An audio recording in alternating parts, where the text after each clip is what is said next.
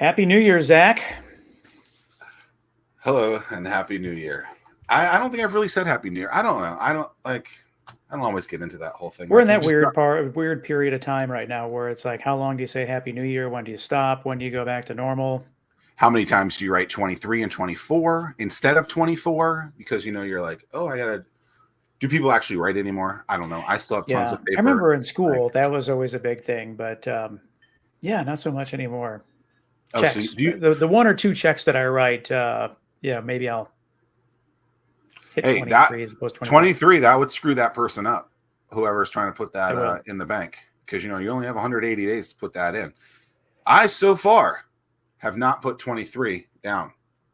Same. Usually, all my notes, I usually put the date that I wrote them so I can go back. I don't know. Excited for today's guest. I've known her for, I'm going to say 12 years.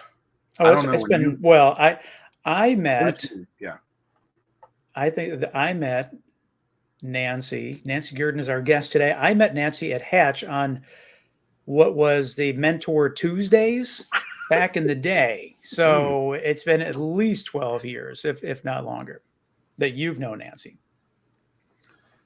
I don't know how. Okay, so now we know how Tim and you met, Nancy. How did we meet? Do it just by chance? Zack, how you and I met? Yeah. Oh my gosh. You remember? I sure do. Yes, I love it. Good memory.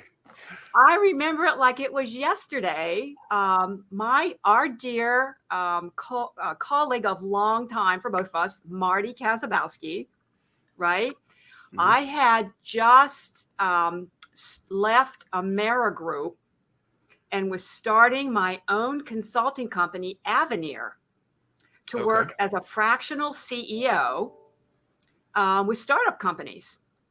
And I had done a lot of that work in, my prior world. And he said, you need to meet Zack because you were starting Hatch. Got it. And that's exactly what happened. We sat down and we had coffee, the normal thing you do, right? You have coffee, right? And the rest is history. Do people still do that? Like go and have coffee, like meet someone? Is that still a thing? People still do that. I did it just last week. Okay. Yeah. I don't know. Yeah. I always try and pitch one of these because it's if you're not liking the conversation, you can accidentally have technical difficulties. Yeah, you could have a technical difficulty. Well, you could spill your coffee too, and just something could happen. But that's what happened. That's exactly how we met. And then you were starting Hatch, and I was very excited to really be part of it. The very first group, first couple. Yeah. And who were the companies in the brand first new cohort? Space that you had down in downtown Norfolk. Don't make me go through all of them. Okay, so the first 5 were Vinyl Mint, Our Care Direct, which was a big thing with Nancy. She was a real big connection because that was Daniel Parker and Ian Taylor and someone else. That was a Start Norfolk 2 winner. I think we were there.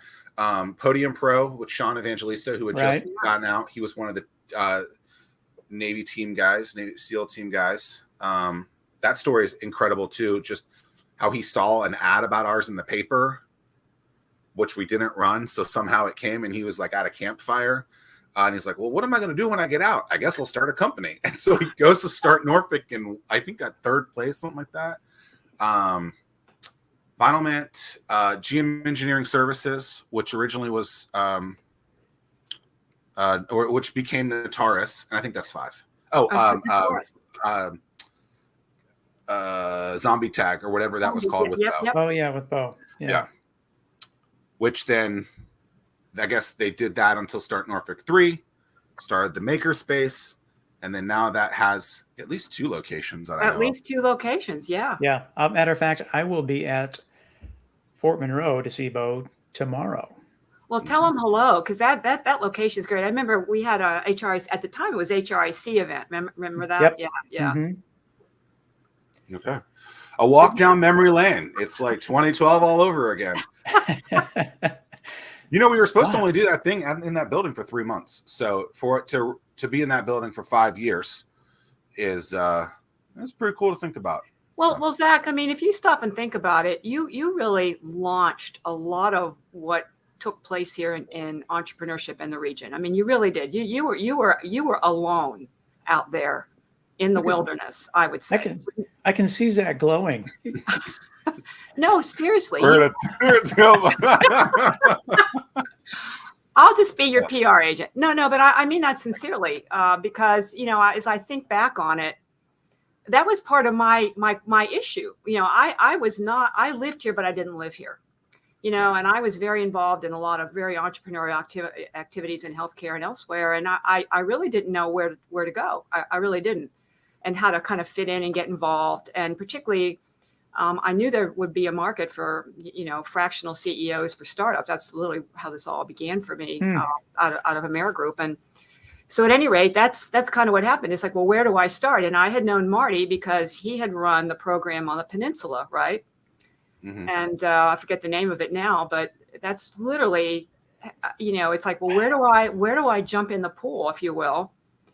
And there weren't many places to do that. And you were there, and you were off and running, and that's literally, so I really do credit a lot of it with what you were doing at the time. Yep. Well, thank you for that. And just a reminder to everyone, you're looking at the OG right here. Oh gosh. Did that lead to your stint, if you will, with ODU? Is that what happened next, Nancy? No. What?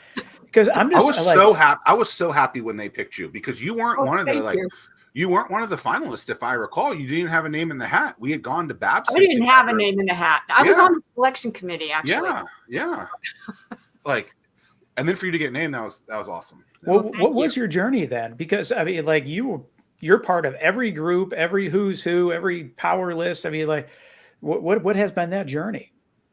Well, kind of what happened was when I had a great job at Amerigroup. We took the company public and grew it, and a lot of wonderful things. Did a lot of that. I was the chief business development officer there, with founder Jeff McWaters, and then other folks. But basically, it was, for me, I like to do stuff in the beginning and start it up. And so I knew at that point that really what I was good at was starting organizations up. And so I had started my own company called Avenir, which was to do fractional CEO work. And almost overnight, I got 2 clients. And they were 2 amazing clients who were starting up amazing companies. One of which I ended up running, which was Genomind, which is the biotech company, where we did genetic testing in psychiatry, which is a really amazing company. It's up and running, doing very well outside of Philadelphia. And the other one was a very interesting home healthcare company, kind of like a Match.com, if you will, for home care workers and people who needed home care assistance, which in turn has grown as well. But at any rate, I started out fractional, and you can't be fractional for so long. So I ended up doing the stint with Genomind, and it was an amazing, really ride into a couple of things. One was starting a company up from zero, being involved in biotech at a time when it was really growing, being involved in psychiatric biotech on top of it. And so I literally had the experience of doing the work. So even though in the past I'd done some entrepreneurial work, it had been under the umbrella of a corporation, right? But this was not. This was a standalone. And so, I learned, really went through the paces of raising money, doing the Series A, building labs, getting to know science advisors. I mean, it was just quite a journey for me to actually live it and breathe it. And in the process of doing that, and again, back to Zack, some of the things you were doing, there was activity starting to happen in the region. And so at the time, Old Dominion was one of the universities that wanted to lean into entrepreneurship, right? And so they had gotten a gift from a donor, an alum donor, Mark and Tammy Strome, to start up a center at Old Dominion University, not just at Old Dominion, but to be a regional player, which again is very much what ODU likes to do, is play a bigger role beyond the campus walls, if you will. And so that's exactly what happened, is what you said. I was actually on the selection committee for that because I'd been involved over at ODU on some other things. And a person was selected, to be honest, and then they disbanded the committee. And we all went back to our day jobs. And this would have been like in May of 14, 13? give or take. 14? Yeah. Hmm. So we all go back to our day jobs because this person was supposed to start. Well, I'm driving my car down the highway somewhere in fall of 14. And I get a phone call and say, you know what? The candidate we picked has withdrawn his name. And they're like, oh my gosh, well, that's not good. Because, we all thought he was great. So what happened was they really wanted to get the center off the ground. It was part of the strategic plan. President Broderick at the time was leading this. And so long story short, they surprised me completely out of the blue with an offer to be to really run the center on an emergency hire basis, meaning that it was, a temporary kind of thing. You still would have to post for it after some years. So that's literally what happened. So I did both for a while. I did Genomind, but you can't, you can't do two big jobs at the same time. You just can't do it. And meanwhile, we had decided that Genomind really needed to be run out of Philadelphia for a lot of reasons. Philadelphia is not a quick commute, obviously. Meanwhile, I really love what ODU was doing. I could see the opportunity for not only the region, which again, Zack, I had seen through you, but how a university like ODU could play a role. And the fact that they wanted to hire me as an entrepreneur, not an academic, right, was the other reason I took it. I didn't want to have to worry about, all the tenure issues and things of that nature. So anyway, that's literally what happened. And truthfully, it was the Old Dominion experience and the ability to work in the community, the ability to represent that university, the ability to work with amazing founders. That's really what sort of got me exposed, if you will, to all the activity and the opportunities here in the region. Yeah. And I can think of a couple of the companies that have gone through that in some light. You got Blade Taylor, you got the whole Fire Start guy who apparently is doing fire. Matt, I can't recall his name. Greg Tomczyk. And many others. Those are the few that I can think of right now that have gone through that and are still around. I'm sure all 10,000 of them. See if I could do Pool Start Fire, probably not. I remember damn, yeah, there we go. Okay. I remember that I didn't actually believe in that product until I saw one of his pitches at ODU's Lions Lair thing, and I was like, oh, look at this. It's finally there. Vanna White. And so sometimes you just don't know. Sometimes it just takes a little while to be convinced. And so it was cool to see that. Yeah, it was. And ODU really was, their outreach was really special. And continues to be. You did a great job with that, Nancy. So talk about the best of both worlds. You got to start something new and have a much bigger impact from a regional standpoint. Yeah, it really is pretty amazing. And I look at it in a number of different ways. I think one is there were a number, from just a student perspective, a number of those students, as you've pointed out, are obviously graduated, went on and have either continued to run companies, work in something innovative in a larger company, and or do both. I still hear from them and keep up with them. In fact, I've often thought we should do a sort of a reunion of sorts to motivate other students about how you can do this. Smart. They had faculty across the entire university. And then we had the centers in the community. That was the other big difference. So from the start, it was really meant to be involved in the community. And then, since that time, it's gone on to obviously be an R1 university and think about innovation in a broadly defined area. So, but yeah, a lot of that happened because of those early years at Old Dominion. Yep.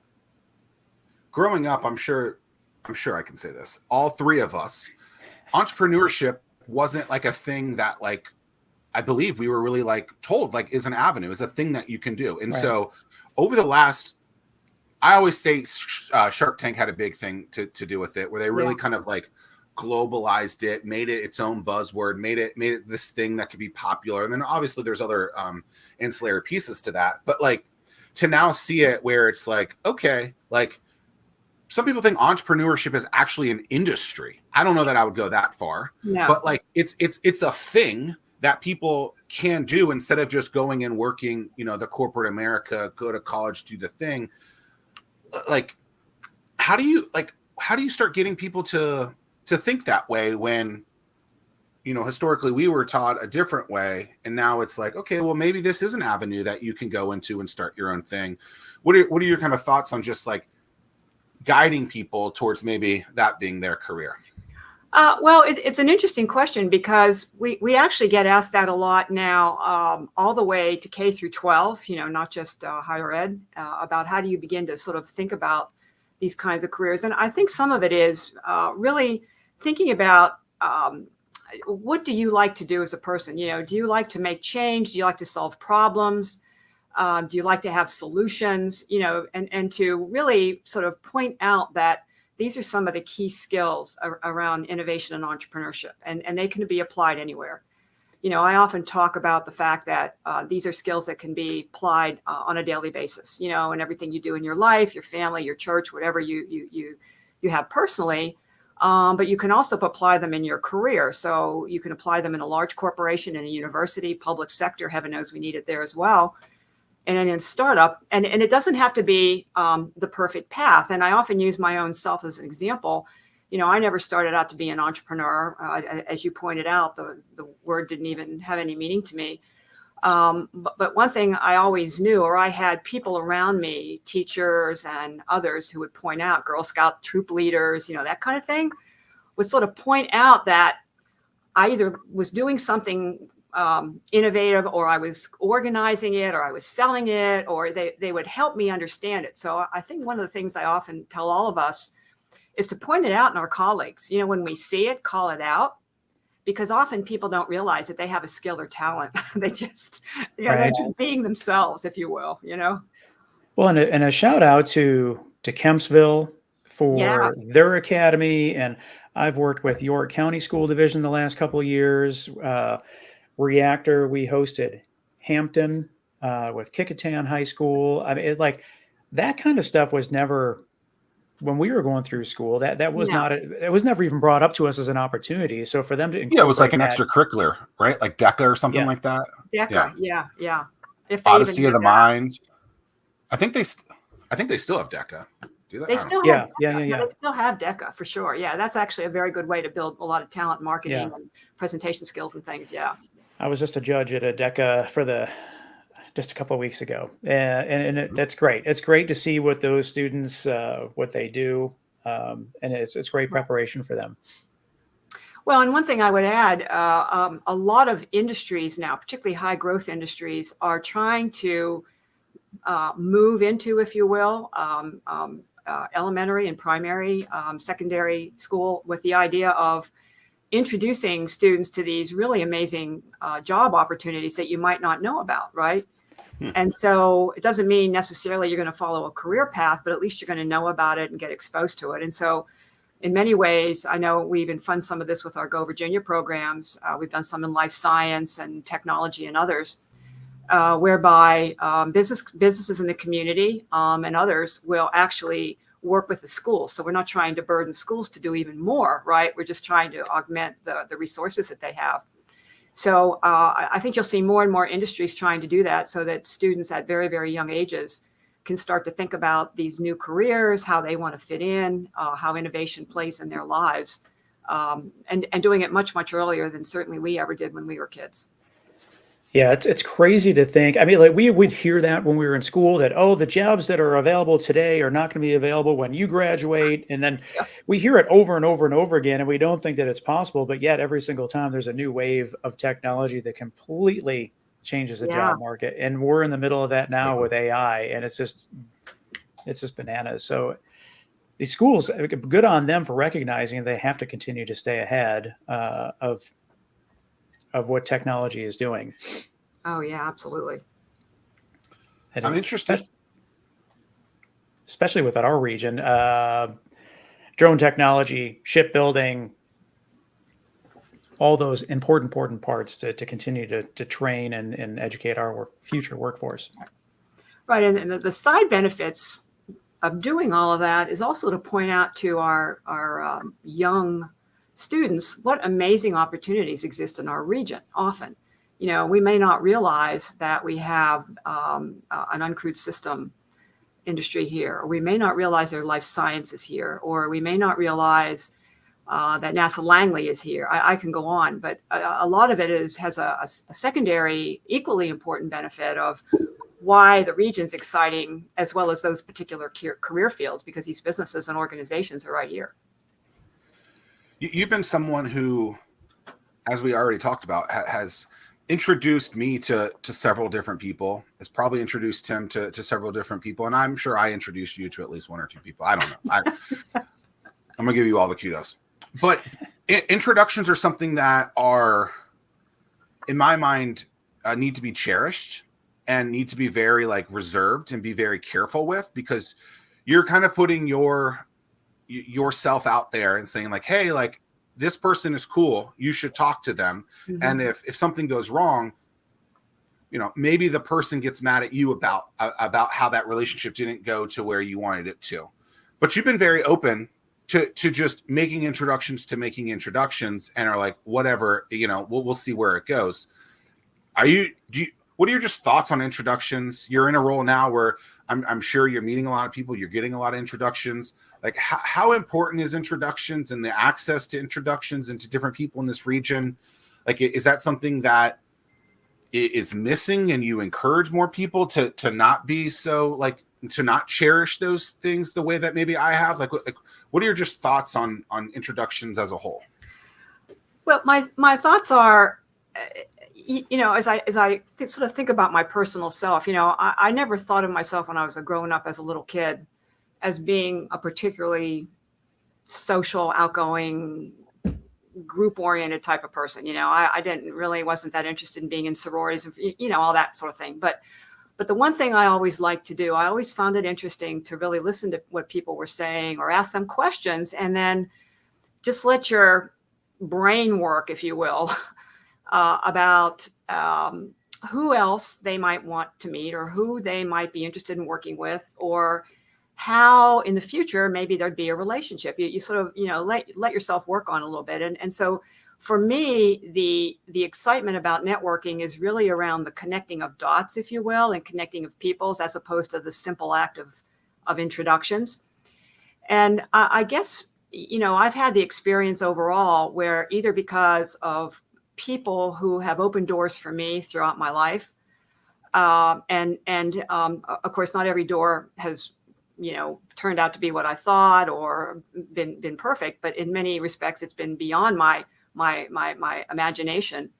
And so that's part of the reason I do it. To me, it's sort of a very low risk type of thing to do. You have nothing to lose, because, first of all, you don't have a dog in the hunt. You're simply introducing two people or two concepts, or ideally a person, a concept, and another person. So you're just having that function. You're not taking responsibility for it. But you are trying to find some commonality. And so I think that's probably the most important thing. Random connections aren't necessarily that helpful, but obviously ones that, that have meaning. And the other thing we often forget about is connections over time. And I think one of the most amazing things to me now, and Zack, you and I are actually a great example. You stop and think about it. We met years ago, right? We're in similar spaces. We do similar things, but we have a lot of people in common. We do a lot of the same things. And so there's been this longevity of relationship. So those are the kinds of things that I, in particular, would cherish, because these are the longer term relationships that you build, not just the one-on-ones that you happen to, to introduce. So I totally encourage it. And in fact, when I was still at ODU, and many times in a lot of the programming we do, we really encourage people to get comfortable with the idea of not just being networked, number one, right? So being on the recipient side of this, sometimes we forget about that. What do I do with it after I've met you? It's nice to say hello, but how do I, what's sort of the right mix of responding to it from an intensity, a timing, an engagement perspective? And then back on the other side, for those of us who can be introducers, really, how do you do that? How do you intentionally lean in to do it without looking like it's forced? And so I think there's some practice that makes it easier and actually fun. I think that's the other thing. This is a fun thing. You get genuine joy when you see that you've been able to introduce two people or three or four or two organizations. It doesn't have to just be two people, and you see that there really was a reason to do so. Well, kudos to you, just in the sense. So I hope that people are paying attention to the show first and foremost, because we talked about the history of and the knowledge that you bring. You like to start things from zero and build things from that standpoint. But then you talk about opening your network and making those connections. And a lot of that, I would say most of that, along with your personality, attributes to where you are today with leading the Hampton Roads Executive Roundtable. All those things had to work together in order to put you in the position that you are in today. So there's lots of lessons to be looked at from that point of view. And here we are. We've been talking for 26 minutes, and we haven't even talked about why. What we got to get backstory into this. We got to build her. I understand. I totally understand. But can't just go in there. No, all that to say, it all led to this. It's funny you say that, actually, because for people I've only recently met, it sounds like kind of a Hampton Roads Executive Roundtable.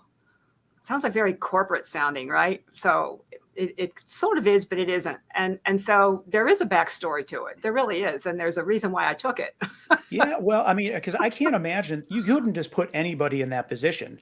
I mean, you have to know these people. Everyone has to feel comfortable, and you have to bring everyone together. And like you're guiding, you're not telling. So that's not an easy task. All those. No, it's not. It's not at all.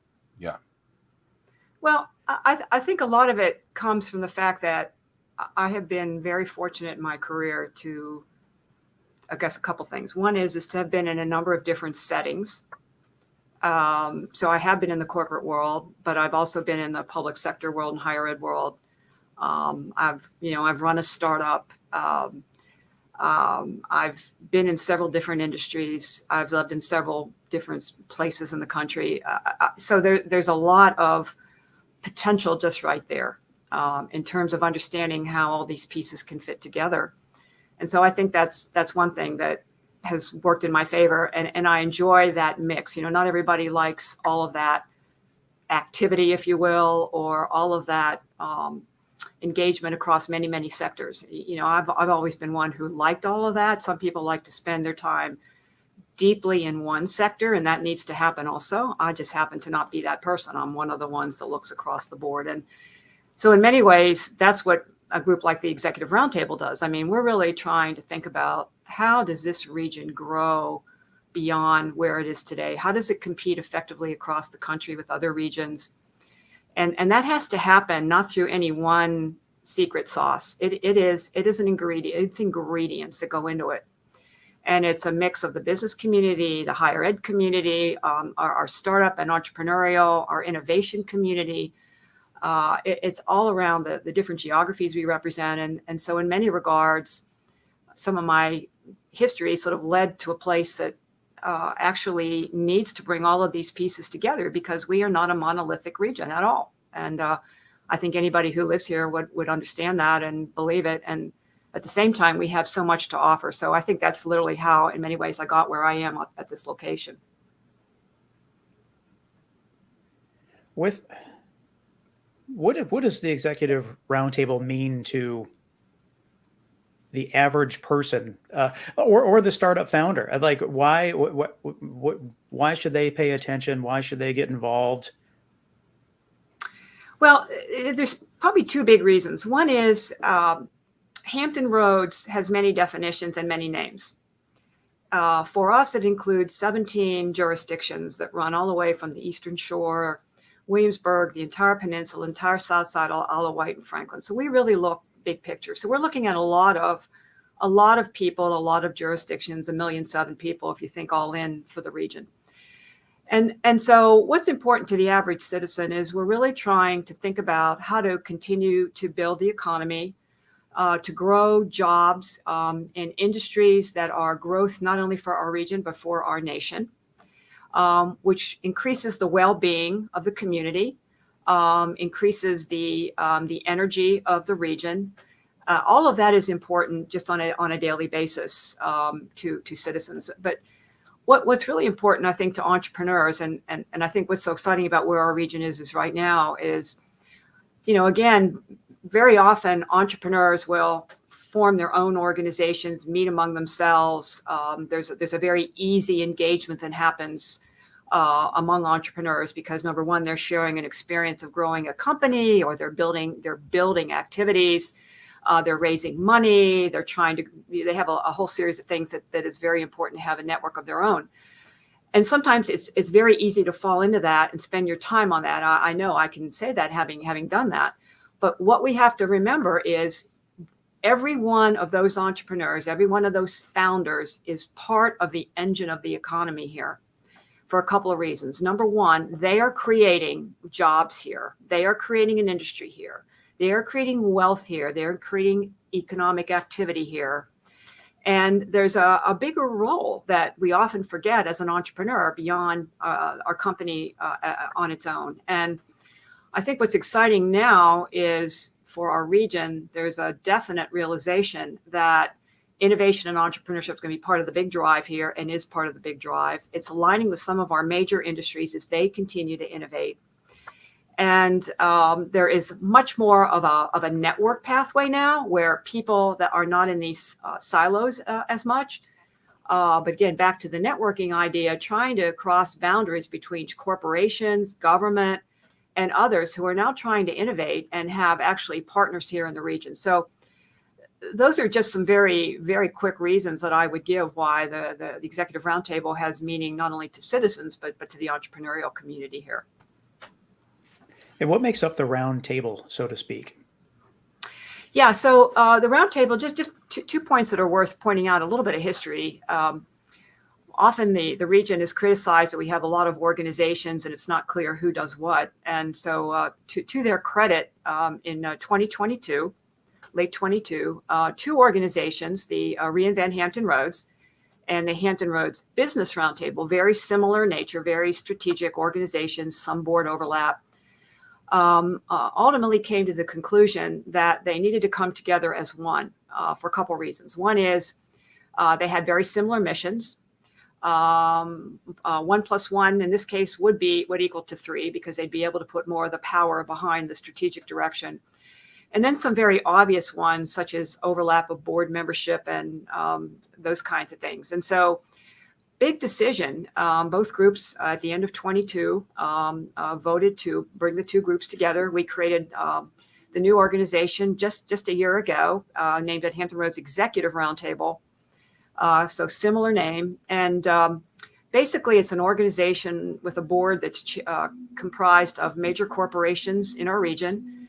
The 2 co-chairs are Dennis Massas, who's President CEO of Centera Healthcare, and Cliff Fleet. He is President CEO of Colonial Williamsburg Foundation. So they serve as our leaders. We have major corporations represented, no surprise, Huntington Ingalls, Town Bank, and others. The Hampton Roads Community Foundation, a big partner. So a lot of those major organizations like that. We've intentionally added higher education because of the strong connection between the business and higher ed communities.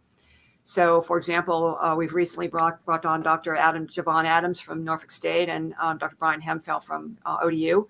And we're adding growth companies as well. So the idea here, back to what's going to really drive the region, is going to be our corporations, our public sector partners as ex officio, our universities and growth companies. And so that's really the membership of the group.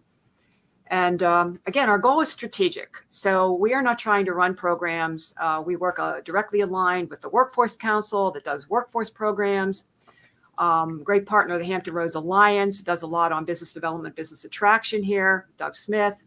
We have a planning district commission. So again, I think the good thing here is we're aligning our roles and responsibilities. And my particular group is really more focused on strategy and the fact that we also run the Go Virginia program on behalf of the Commonwealth here in Region 5. Yeah. I'm not exactly sure how to articulate this, but hopefully it makes sense. So a lot of these organizations, to the general public, the things that these organizations want, they should just have, right? Like if I'm just someone with a job, I'm not, and I have a career, I'm not necessarily looking for these things, but I want them to be there. Mm-hmm. And so like I said, it's hard to articulate this, but it's like to just the person who lives in the region, you know, they want these things, but they're not necessarily seeking after them. They just, when they go to apply for a job, they want it to be there. When they want to go to a restaurant, it just happens to be there. When they want any of these things, they just want it to be there. They don't realize that there are these organizations that are working towards bringing those things. Okay, so that makes sense. Got it. So is there a way for the general population to understand that? Because I think there's all these organizations, including yours, and there's a lot of just businesses in general that are doing a lot of things for the community. But the general population, which is the overwhelming majority of those 1.7 million people, have no idea that these things are actively happening.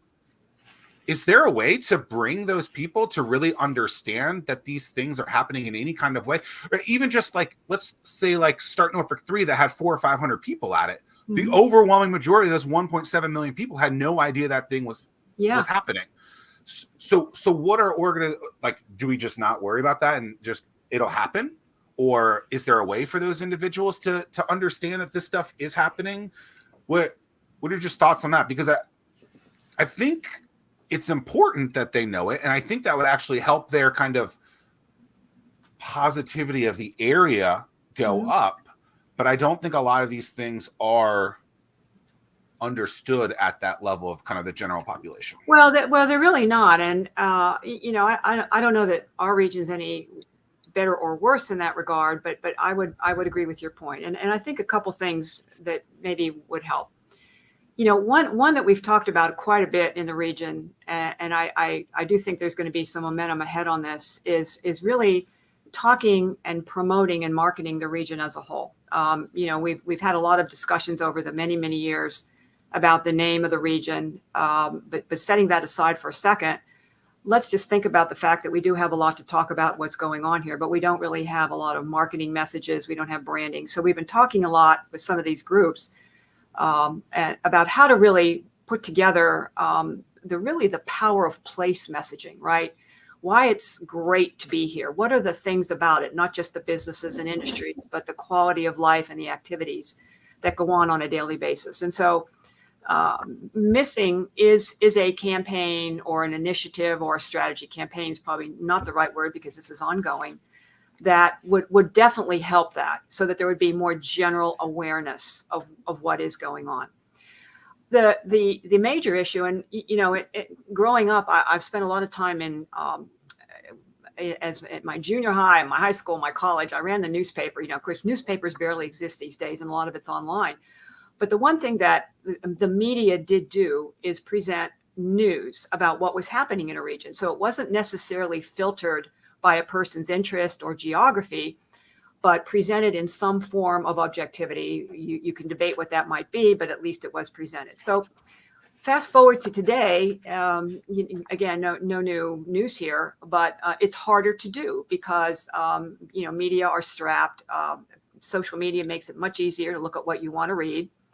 And it's harder to read about things that are happening in general. So we're missing a stripe of communication help. You know, I will call out, Tim, your organization, Innovate HR. Again, you've done a great job of merging two groups, but you know, you do quite a good job, I think, of really describing what's happening in our entrepreneurial space here in the region, by shining a light on the entrepreneurial activities, the companies, the opportunities. And so you've really taken an attempt to pull that together, which was missing as one of the pieces that I think people need to hear about. So those are some things I think we need to do on a macro level. At a personal level, you know, there's nothing like being personally civic engaged in your community.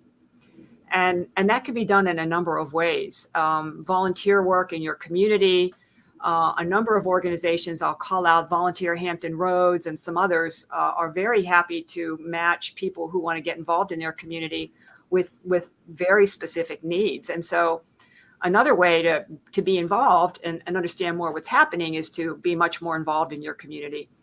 And a final thing I will say is just about every city in our region and many organizations have advisory boards boards, commissions. You can volunteer to serve on them. You can sign up. And it's a great experience, not only to be aware, but to shape. And so I would make that ask of people, that it's a way to get involved. And again, not just watch what's happening, but shape what your community has and could be. Well, yeah, I know for me personally, I participated in Civic last year, and being a resident of this area for 20 something years, it's almost embarrassing, when you realize how much you don't know about the region. And before that, any of the lead programs there's that the chambers put on. I mean, it's a great way to really understand what the region has to offer, and take a look at those as well. But to your point, Nancy, you get out of it what you put into it, and you got to put something in. You don't have. People can always sit back and complain, but you really, until you put the effort in, you don't know how special this area is. Yeah. I don't know that people know to be searching for some of this stuff either, right? And so I remember back in 2011, 2012, a lot of people were, the job conversation, the brain drain thing was, there isn't this competitor across the street type of thing. So a lot of people go somewhere else so that if a bad day happens and that company lays people off, they close, they can go somewhere else. And so I don't know that the general public thinks that way, but something that I was thinking about as you were saying this is, I remember in 2013, 2014 timeframe, when Amerigroup was acquired, right? When Smithfield Foods was acquired. And those were actually very negative stories that came out from your traditional publications. When I remember when people asked me about it, I was like, if I started a company 15, 20 years ago and I just sold that for $1 billion plus, that's a damn good story to be selling for this region. That's how we should be positioning this, not the other way. And like, that's a huge thing. You see Xtuple, they were acquired in the last year. You see what Drone Up is doing by partnering with Walmart. Embody. Yeah, like such big positive stories that can be spun a certain way to be that, to say, hey, like, look at the map of what we've been able to do. And that's just a handful of companies that we've talked about. There's plenty more that none of us know about, which is even crazy, you know? But just the positioning of the way that we tell these stories, I think, is incredibly important, and to get behind and to sell them as positives, when I think historically maybe we are negative around the exact same headline of that story is going to be important to storytelling to the future. Well, the storytelling really matters. And, one of my favorite ones, of course, is Dollar Tree. Started here, J.B. Toyle, I mean, a long time ago. And, it's a wonderful story. But again, you might not necessarily know that. And you think, well, they just popped up everywhere in the world. So, I mean, sometimes there's a return to some of the really interesting companies that really started here and built here. And I think the other thing is, and I've discovered this myself even recently.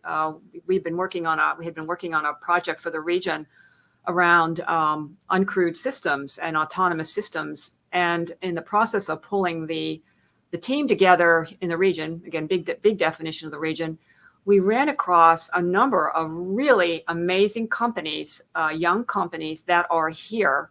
They're operating. They have customers, right? They're not napkin stage, if you will, and they are full bore building their businesses, right?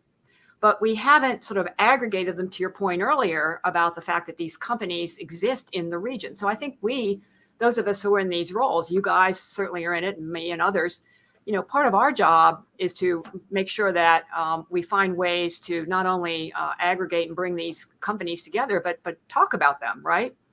And that one just happened to come across because we were working on this group. And the funny thing to me was, it's almost like I called myself a lightning rod for a moment on this project, because we were pulling together companies that had some interest in the field, right?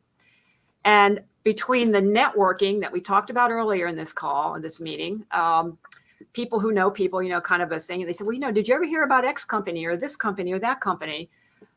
We were able to find a number of organizations, and that we just frankly had not identified that are here, introduce them to each other.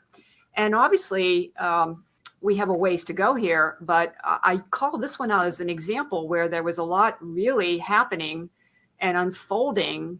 It just hadn't been, if you will, curated, shall we say, or collaborated in a way that people could see it. So again, those of us who are in these jobs, part of our job is to do some of that. And again, I'm speaking, Tim, you and Zack do a lot of this yourself, but that's part of our jobs to help do this. Well, we haven't even touched base yet on the maritime stuff that's going on. What's happening on the maritime front? Yet another story that the region we got to continue to amplify. Yeah. So again, maritime's a fascinating one to me, being from Pittsburgh, Pennsylvania. So I didn't grow up around this, but I think for a number of years there was a period of time that the region, and I'll speak just generically, perhaps didn't view, quote unquote, the maritime industry as big as it is, as innovative as it is, or as important to the growth of the region as it is. And there was a tendency to perhaps maybe ignore it, try to build away from it. I remember somewhere during the pandemic, a couple of us had to do a virtual presentation about the maritime industry with some leaders of the region. And we started the meeting up by saying, all right, put some words in the chat. When we say the maritime industry, put some words in the chat that come to mind. And so they put words like boat, water, big boat, gray. So then several of us did our presentations, and we talked about what was happening with all of the new technologies, Huntington Ingalls, Newport News shipbuilding. We talked about offshore wind. We talked about the subsea cables. We talked about what's happening at the Port of Virginia right now. We described what was happening at ODU, all of that. And so at the end of these 2 hours, just for fun, we said, all right, put some words in the chat. What do you think about maritime if you have any new thoughts? Well, guess what? New words: innovative, future, did not know. So to me, that's like a little Rorschach of how the region has often thought about it. And so again, during the pandemic, we actually put together an organization called the Hampton Roads Maritime Collaborative for Growth and Innovation. It was co-led by Old Dominion, retired Vice Admiral David Archizell, and W. Wynne, who, of course, passed away recently, really needs to be called out here as an amazing regional leader, certainly a longtime mentor of mine. But at any rate, they had started it, and the group really pushed on a couple things to happen in the region. They really provided an external push on Old Dominion to create the Maritime Initiative, which it did. And they have recently also created a new school, got approval from Chev, the new school for logistics, supply chain, and maritime operations. The Hampton Roads Workforce Council, I will call them out. They have created a maritime pathway, so a way to look at training in that whole arena. That group spearheaded a study from Techonomy around maritime innovation that really called out the need for the uncrewed system as a way to build the economy here, and also to continue to build young growth companies. It really was responsible for some of the major investments. I'll use Fairwind's Landing as a good example. And then the offshore wind industry was growing. So rather than being a competitor, we thought about it as being collaborative. And so the Alliance was able to get a Go Virginia grant to build out the supply base. So a lot happened very quickly with that organization. And you look today, and a lot of the opportunity ahead in our region is right here in our neighborhood, between the Navy doing a lot of innovations, Jefferson Lab now doing a lot more in this arena. As I mentioned before, the offshore wind industry building. So we really do have a lot now that's going to take us into the future with the maritime industry, maybe not just the traditional way that we've thought about it in the past. That word association thing is pretty interesting, right? And so, the words before boat, yep, big boat, gray, water, to change. I think something like that, to go back to my point 20 minutes ago about like people not knowing about the region, yeah, it would be interesting to do something like that. What do you think of this region, overall from a business perspective? Yeah. Do that, then do a 2-hour showcase, and then ask for the word association afterwards. Because I think a lot of times, yeah, we as top level people, or people that are, know all this stuff, we're just like, oh, okay, it's there. We know this. Everyone else should know this. But everyone that doesn't, that's my point of all this. It's like there are 1.7 million people who have no idea about this stuff, and we need to do a better job as the people who know that and promote these things. And I'm saying it now, like we need to be doing a better job of letting those know that, hey, like there are some pretty rad things going on here. Here they are. Let's at least have a 5 out of 10 word association, positive stuff instead of maybe some of the other things. And so like, and that's not even including like the music stuff. Oh, yeah. Some of the greatest musicians ever. That's like a whole nother. Well, that's a great idea. We should actually pursue a version of what you just said, because, it's just so amazing to me, because this keeps happening. I keep seeing it over, over and over and over.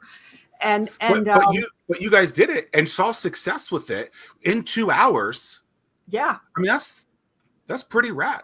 And then it was pretty. That was not the point. The point was to do the training, and education about, it was one of those sessions. And this is one of those things where you have to take the spur of the moment, right?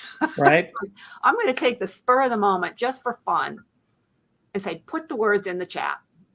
Well, and as I sit back and I think about this, we this region has had life has been so good for so long that we haven't really been faced with any adversity to recognize.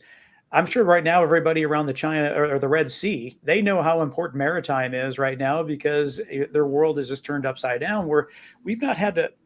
We're pretty stable, and we've been really, really stable and steady for a long time, that we've not really faced any adversity. I just knocked on wood for all of us, so you're welcome. Well, we are very, very fortunate with the DOD here. Every service is here. We have the deepest ports that are here.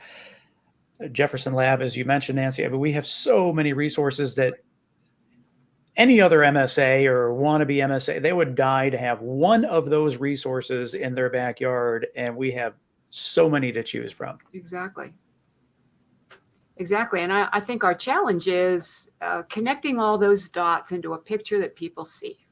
Right.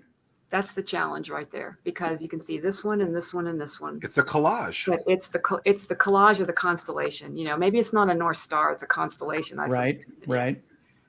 Because that's truly what we have here.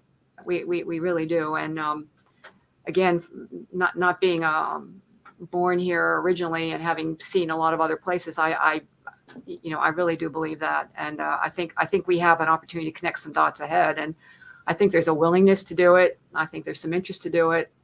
And I think, again, in terms of our regional competitiveness across the country, we really have to do it. We have to do it.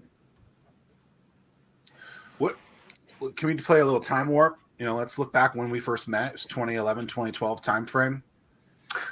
And now we're 2024. Wow. What's changed? Like, are we making progress? Like, where, to look back at what you saw then, what you see now, maybe even what you saw, when you first moved here, like, has that needle moved, or like, is the progress so. I mean, for me personally, I think that we moved from cooperation to now seeing collaboration. And it took a long time to establish that cooperation, just to sit at the table and Nancy, you making the introductions and bringing people together. It's amazing to me how many organizations want to talk to one another, but they don't know one another. Right. And then once you get them at the table to get them to start talking, then we can actually collaborate. But I would love your take, Nancy. Well, no, I would agree with that. I think there was a lot more balkanization, shall we say, back then among organizations. I think there was a lot more competition among cities, to be honest. I think that's gotten significantly better for a lot of reasons. So that to me has been noticeable. The other thing that's been noticeable, and again, having spent a lot of it on the innovation entrepreneur side, I mean, there has been a dramatic change in that from a number of perspectives. Literally, in fact, Tim, your organization catalogs some of this. You can catalog a number of organizations now that are working with startup businesses in many ways, shapes, and forms. So some are organizations like the ones that are here on the screen. The universities now, Norfolk State, ODU, CNU, all have programming. Hampton University, I don't want to leave anybody out, because everyone has got a version now of a really cool program. The community colleges are doing more work. TCC, as you mentioned earlier, now the middle school and high schools are involved. And then you look at the cities, and I'm very excited to see a number of our cities, primarily in their economic development departments, and then their small and minority business contracting areas, and in some places community development are leaning into this with either programming, sites, partnerships to really grow and expand locations, which is something that we were not seeing before. We have seen our angel group here, 757 Angels, grow over that period of time. We did not have an angel group back then. We do now, which has since partnered now with Venture South. We're powered by Venture South. So that's a really exciting opportunity we did not have before. We didn't have an accelerator before, an actual program to go into programming over a period of time with cohorts. So we have that at 757 collab with the Accelerate. And we also have a really great program with Black Brand that runs the B-Force Accelerator. I run several cohorts a year there. I don't want to leave anybody out on these programs, but as you can see, there's a fair amount of that has changed dramatically. I think the opportunity now is we're starting companies up, and we want to make sure that we continue to support them in that next phase of growth, which is a little bit different. Some need manufacturing, some need marketing, some need talent, some need financing. And those are the ones we've got to be careful we don't lose, because it's very easy to be attracted out of the region. Your investors want you to move. You may need a light manufacturing site and you're in a cool industry. So state A or B will want to recruit you out. So I think we have to pay attention to a little of that, but we didn't even have that problem back 12 years ago. So I think that's been extremely noticeable to me. And the final thing I will say is, I'm going to comment on our higher ed community. Again, I think they have, as a group, we're fortunate to have 4 community colleges here in our region, a number of private and public 4-year universities. We have R1 now in ODU. I mean, that whole constellation of higher ed has dramatically upped its game, if you will, in many respects, in terms of their engagement in the community, the programming they do, the training, the graduates, and the partnership. And that to me has been very noticeable since back in 2012. 112,000 students in this region. That's a lot. I remember that was a number we came up with at the first day of the Startup Community Address. That's a lot. I was like, damn, that's an entire Michigan stadium of students. I mean, that's ridiculous. I mean, you just don't think that. No. Right. It is there. So, no. Tim?